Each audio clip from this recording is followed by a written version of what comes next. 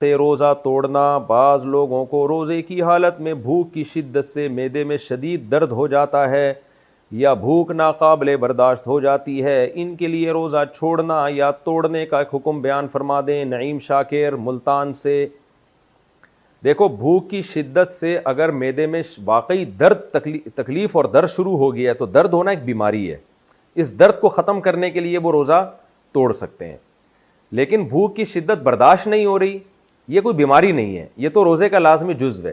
तो कितनी ही शिद्दत हो, कितना ही नाकाबिले बर्दाश्त हो जाए, रोज़ा कंप्लीट करना पड़ेगा उसको, क्योंकि रोज़े का तो हिस्सा है भूख और प्यास का लगना। कम हिम्मत लोग नाकाबिले उनको वो उनसे बर्दाश्त नहीं हो पाता, वो रोज़ा तोड़ देते हैं तो शरीयत उनको हुक्म देती है कि 60 रोज़ों का कफ़ारा अदा करो। तो नाकाबिले बर्दाश्त का मतलब खूब समझ लें। अगर दर्द हो रहा है ना, पेन हो रहा है, पेन फिर बर्दाश्त से बाहर हो रहा है, तो फिर पेन तो पेन है, वो बीमारी है।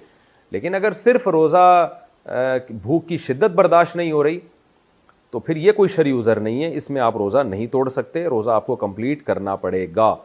हाँ, नाकाबिले बर्दाश्त भूख से आपके मरने का ख़तरा खुदा न ख्वास्ता हो गया है, बेहोश होने का ख़तरा हो गया है, बीमार होने का ख़तरा हो गया है, तो एक अलग बात है, बीमारी में रोज़ा तोड़ा जा सकता है।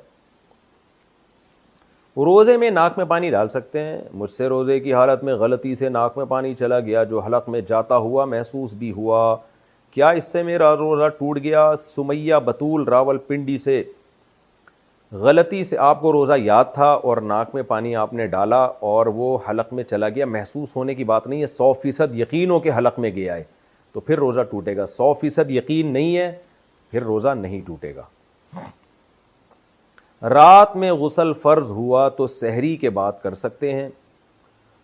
अगर ज़ौजैन ने हमबिस्तरी की, बाद में सुस्ती की वजह से आँख देर से खुलने की वजह से गुस्ल किए बग़ैर सहरी करके रोज़ा रख लिया तो क्या रोज़ा ठीक हो गया? क्या सहरी करने से पहले गुस्ल करना ज़रूरी है? राव मोहम्मद अब्दुल्ला रावलपिंडी से। नहीं जी, बग़ैर गुस्ल किए भी आप सहरी खा सकते हैं। सहरी करने के बाद फिर फ़र्ज़ नमाज पढ़ने से पहले आप गुस्ल कर लें, क्योंकि नमाज क़ज़ा करना गुनाह कबीरा है। तो रोज़े का गुस्ल से कोई ताल्लुक़ नहीं है, गुस्ल का ताल्लुक़ नमाज से है, रोज़े से नहीं है। पाकिस्तान से दुबई पहुँचे तो पता चला वहाँ रोज़ा था। मैं पाकिस्तान से दुबई आया था, पाकिस्तान में इस वक्त रोज़ा नहीं था, अगले दिन रोज़ा था। मैं जब दुबई पहुँचा तो यहाँ रोज़ा था, लेकिन मैंने सहरी नहीं की, इसलिए रोज़ा नहीं रखा मैंने। क्या वो रोज़ा मुझे ईद के बाद क़ज़ा करना पड़ेगा? मोहम्मद आमिर दुबई से। जनाब मोहम्मद आमिर साहब, चूँकि आप जब पाकिस्तान में थे, सहरी का वक्त जो था वो दुबई में नहीं शुरू हुआ, बल्कि रास्ते में ही सहरी का वक्त शुरू हो गया और आपने रोज़ा नहीं रखा, और जब आप दुबई पहुँचे तो वहाँ रोज़ा था। तो चूँकि आप पे ये रोज़ा वाजिब नहीं हुआ था, वाजिब इसलिए नहीं हुआ था कि सफ़र के दौरान आप दुबई में नहीं थे, उस वक्त सहरी का वक्त ख़त्म हो चुका था दुबई पहुँचने से पहले ही। तो चूँकि ये रोज़ा सिरे से आप पर लाजिम ही नहीं हुआ था, आप पाकिस्तान के हिसाब से थे उस वक्त तक, तो जब लाजिम ही नहीं था तो इस रोज़े की क़ज़ा फिर आप पर लाजिम नहीं होगी, क्योंकि रोज़े में तजज़ी नहीं होती, टुकड़े टुकड़े नहीं किया जा सकता रोज़े के अज्ज़ा को। तो इसलिए रोज़ा की क़ज़ा उस वक्त लाजिम होती जब आप सुबह सादिक से पहले दुबई पहुँच जाते, और फिर दुबई में आप मुसाफिर होने की वजह से रोज़ा छोड़ भी देते तो बाद में आप पर क़ज़ा वाजिब होती, और अगर रख लेते तो फिर रख लेते।